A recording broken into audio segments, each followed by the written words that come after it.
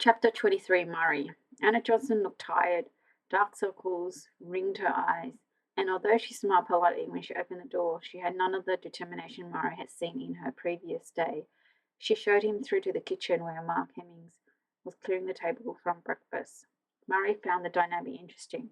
Despite Anna's obvious strength, when the couple were together, she seemed to let Mark take charge.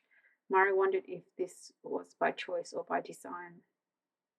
Was it Mark who called the shots in these relationships? Had he really lied about not knowing Caroline Johnson? I'm sorry, am I interrupting? Not at all. We're a little bit late going today after last night. Last night? There were several wine glasses upturned on the draining board. Murray smiled, wanting to diffuse the tension. He didn't fully understand. Ah, a good time had by all. He looked at Anna and then Mark, and his smile faded. Anna was glaring at him, her mouth open. A good time? What the? Mark crossed the room and put an arm around Anna. It's okay, he addressed Murray. Someone threw a brick through our daughter's window with a note wrapped around it. It could have killed her. Murray got his notebook. What time was this? Around midnight, Anna said. Mark interrupted.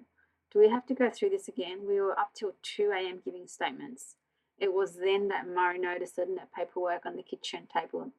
The table with contact details for the police inquiry centre, the victim support leaflet, and the phone number ringed in biro. He put away his notebook.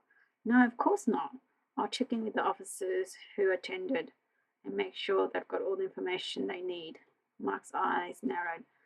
They asked if we had a crime number. Somewhere in the pit of Murray's stomach, he felt a familiar sensation from the other job, the anniversary card. When Murray had been a probationer, he had cuffed a job that had come back to bite him. The sergeant, a sharp Glaswegian, had hauled Murray into the office to ask why nothing had been done about what seemed to me to be an open and shut case, laddie, then promptly assigned Murray to traffic duties. He had stood in the rain, water dripping off his helmet, and felt sick to his stomach. 3 weeks in the job, and he'd already been told off. What was it? Would his skipper write him off as a bad lot? It wasn't, and the skipper didn't. But that might have been because from that moment Murray vowed to treat every victim with the consideration that he served, and to play everything by the book. He hadn't played this one by the book. Not to worry, he said, as brightly as he could manage. I'll sort all that out, back at the station. Why don't we have a crime number? Anna said. She picked up the baby from a bouncy chair and walked towards Murray. You are investigating it properly, aren't you? Metaphorical hand on metaphorical heart, Murray nodded. I assure you I am. Better than if I'd passed it straight to CID, he thought. Nevertheless, the knot of anxiety in his stomach remained, and he wondered if, even now, someone back at the police station was asking what Murray Mackenzie, a retired police officer now working on Lower Mead's front desk, was investigating a possible double homicide. I want to check something, actually, Murray said. He reached into his inside pocket for the leaflet Sarah had found in Caroline Johnson's diary, keeping it inside his hands for the time being. Mr. Hemmings, you never met Anna's parents? That's right, I told you that yesterday. It was because of their deaths that Anna came to see me in the first place. Right, so when you met Anna, that was the first you've heard of her. Murray searched for the right word, acknowledging his complicity with a sympathetic smile in Anna's direction. Her situation? Yes, there was a touch of impatience in Mark's reply. Impatience or something else, something he was trying to hide. Murray produced the flyer. Is this yours, Mr. Hemmings? Yes, I'm not sure I'm following. Murray handed him the flyer, turning it over as he did so. Curious, Anna moved to see the writing, clearly visible on the reverse. There was a single sharp inhalation, followed by a look of complete confusion. That's Mum's writing. Murray spoke gently. It was found in your mother's diary. Mark's mouth was working, but nothing came out. He brandished the flyer and I don't know why she had it. It seems she had an appointment with you, Mr. Hemming. An appointment? Mark, what's going on? Was Mum a patient of yours? Anna took a step back, unconsciously distancing herself from the leaflet from the father of her child. No, Christ, Anna. I told you, I don't know why my leaflet was with her things. Right, well, I just want to double check. Murray held out his hand for the flyer. The younger man hesitated, then dropped it into Murray's open palm with such deliberate lack of direction that Murray was forced to catch it before it floated to the floor. Murray smiled politely. I'll leave you to it then.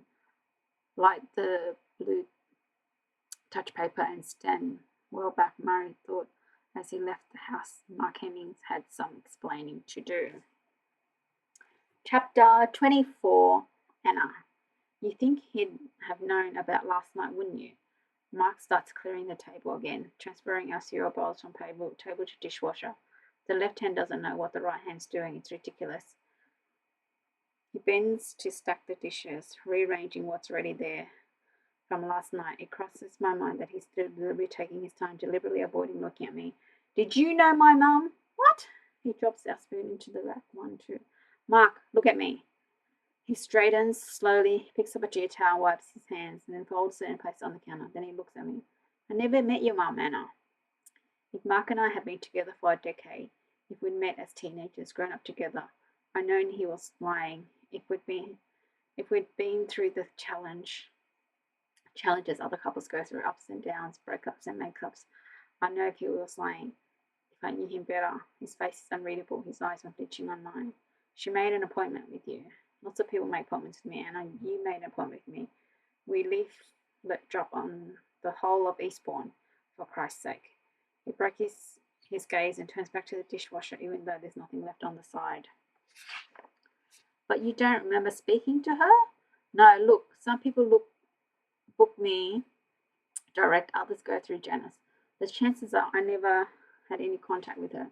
Janice sits at reception in the lobby of the office block that houses Mark Brighton's practice, along with a dozen other small businesses that don't need or can't afford their own building, their own staff. She manages their diaries, welcomes their clients, and answers the phone, matching her greetings to whichever line is flashing on her phone. Serenity Beauty, can I help you?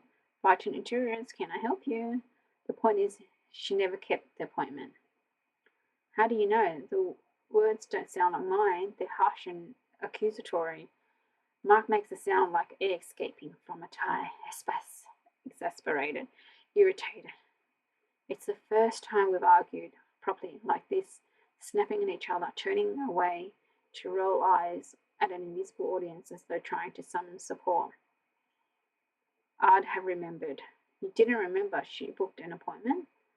There's a beat before, he answers. It'll be on the system. Janice updates it when they arrive. So you can check? I can check. I hand him his mobile. He lets out a short, humorless laugh. You want me to do it now? I wonder if this is what it's like when you think your husband's cheating. If this is what you turn into. I have become the sort of woman I've always despised. A folded arm, pursed lips, hurried and demanding on-the-spot answer from a man who had never once given me a cause to distrust him.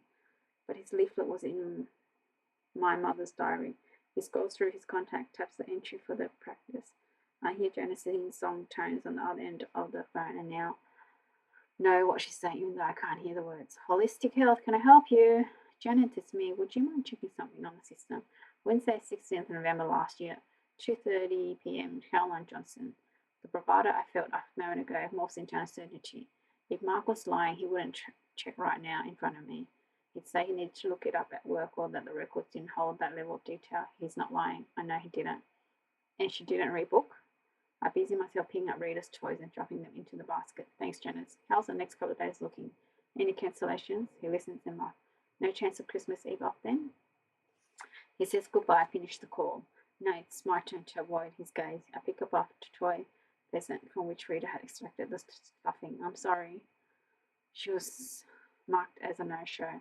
She didn't make another appointment. He crossed the kitchen and came to stand in front of me, gently looking his forefingers on my chin and lifted it until I looked at him. I never met Anna. I wish I had, and I believe him, because why would he lie? The end.